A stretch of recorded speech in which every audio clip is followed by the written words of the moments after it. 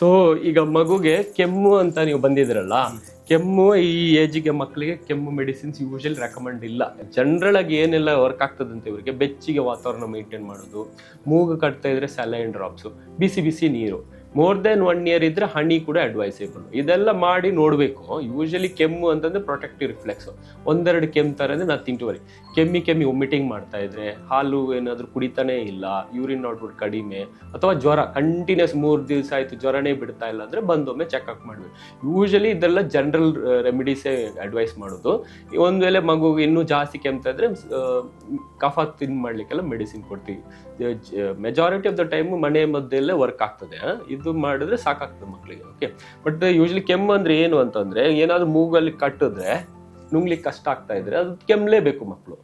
ಅದು ಕೆಮ್ಮಲಿಕ್ಕೆ ಬಿಟ್ರೆ ಒಳ್ಳೇದು. ಆ ಕೆಮ್ಮಿಂದ ಸುಸ್ತಾಗ್ತಾ ಇದ್ರೆ, ನೈಟ್ ಮಲಗ್ಲಿಕ್ಕೆಲ್ಲ ಕಷ್ಟ ಆಗ್ತಾ ಇದ್ರೆ ಸ್ವಲ್ಪ ಅಪ್ರೈಟ್ ಮಾಡಿ, ಅಂದ್ರೆ ಟೇಬಲ್ ಮನೆಯಲ್ಲಿ ಮಲಗ್ತಿರಲ್ಲ, ಬೆಡ್ ಏನಿಗೆ ಸ್ವಲ್ಪ ಮೇಲೆ ಎತ್ತಬೇಕು, ಅದು ಮತ್ತೆ ತಾಯಿ ಅಥವಾ ನಿಮ್ಮ ಹೆದೆಯಲ್ಲೇ ಹೀಗೆ ಮಲಗಿಸಿದ್ರೆ ಕಂಫರ್ಟೇಬಲ್ ಮಲಗ್ತಾರೆ. ಆಮೇಲೆ ಸ್ವಲ್ಪ ಚಾರಿ ಮಲಗಿಸಿದ್ರೆ ಸಾಕಾಗ್ತದೆ. ಇದಕ್ಕೆ ಕೆಮ್ಮಿರುವ ಟೈಮಲ್ಲಿ ಬಿಸಿ ಬಿಸಿ ನೀರು, ಆದಷ್ಟು ಬೆಚ್ಚಗಿನ ವಾತಾವರಣ ಮೇಂಟೈನ್ ಮಾಡೋದು, ಇದೇ ಫಸ್ಟ್ ಮೆಡಿಸಿನ್.